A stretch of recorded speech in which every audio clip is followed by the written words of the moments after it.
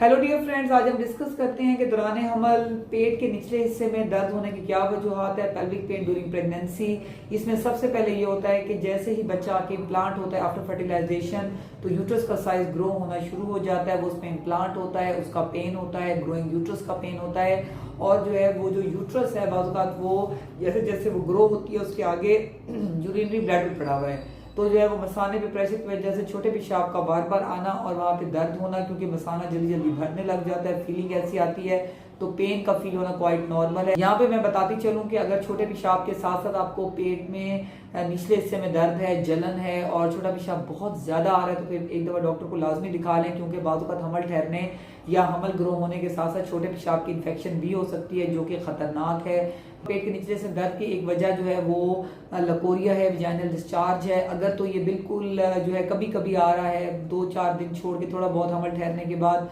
और बहुत हल्का फुल्का यानी कि वॉशरूम अटेंड करने पे आता है, लेकिन वहाँ पे किसी किस्म का जो है वो खारिश नहीं है, दर्द नहीं है, या उसका कोई इसमें स्मेल नहीं है, या बिल्कुल जो है दही की तरह फटा फटा या पीले रंग का तो नहीं है। जो है अगर बिल्कुल सिंपल कलर है, नॉर्मल कलर है और बिल्कुल भी और माइल्ड है और कम मिकदार में, तो परेशान ना हो। लेकिन जैसे कि मैंने बताया उसमें पीला रंग है, बदबू है, या उसके अंदर जो है वो दही की तरह फटा फटा है, खारिश है, दर्द है, तो फिर डॉक्टर से रब्ता करें, क्योंकि जो अर्ली प्रेगनेंसीज में अगर वजाइनल डिस्चार्ज हो तो ये मिसकैरेजेस की बहुत बड़ी वजह है, हमल ज़ाया होने की वजह है। उसके अलावा जो है वो कॉन्स्टिपेशन है जी, कब्ज़ है, औरत को दौरान हमल हो जाती है, क्वाइट नॉर्मल है, क्योंकि जो है हार्मोनल इन्फ्लुएंस में जो गट है उसकी मूवमेंट स्लो हो जाती है, तो कॉन्स्टिपेशन थ्रू आउट प्रेगनेंसी भी रहती है अगर फीमेल अच्छा खाए पिए नहीं। तो ये एक फिजियोलॉजिकल फिनोमेना भी है, पैथोलॉजिकल इस तरह है कि अगर बहुत लंबी कॉन्स्टिपेशन है तो ऑब्वियस सी बात है कि ये खतरनाक साबित हो सकती है माँ के लिए भी, और मिसकैरेजेस की वजह भी बन सकती है, और लोअर एब्डोमिनल पेन और इवन बैकी की वजह भी बनती है, यानी कि कमर दर्द की वजह भी कब्ज बनती है। इसलिए अगर ये मतलब फौरन डॉक्टर से रब्ता करें। उसके अलावा लोअर जो पेन है उसमें जो पेल्विक बोन्स हैं वो दुखती हैं, ये भी क्वाइट नॉर्मल है। इसमें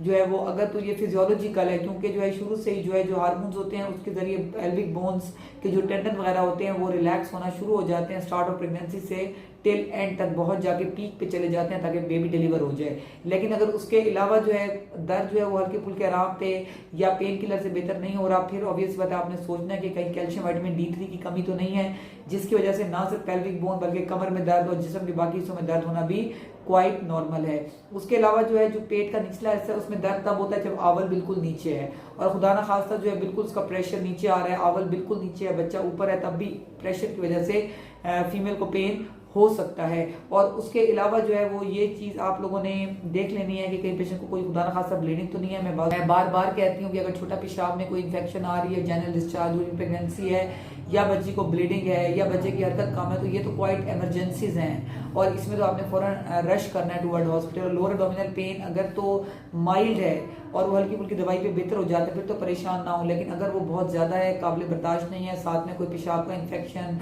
कब्ज का मसला, वजाइनल डिस्चार्ज का मसला और उसके साथ साथ ब्लीडिंग का मसला, अगर इस किस्म के मसाइल तो फौरन डॉक्टर से रब्ता करें, ताकि जो देखें कि आया ये कि फिजियोलॉजिकल नॉर्मल बेबी ग्रोथ यानी ग्रोइंग यूट्रस का पेन तो नहीं है, कि उसका प्रेशर लिगामेंट या बैक पे पड़ा है या लोअर एब्डोमेन पे पड़ा है, या बाजू का एक और वजह भी होती है कि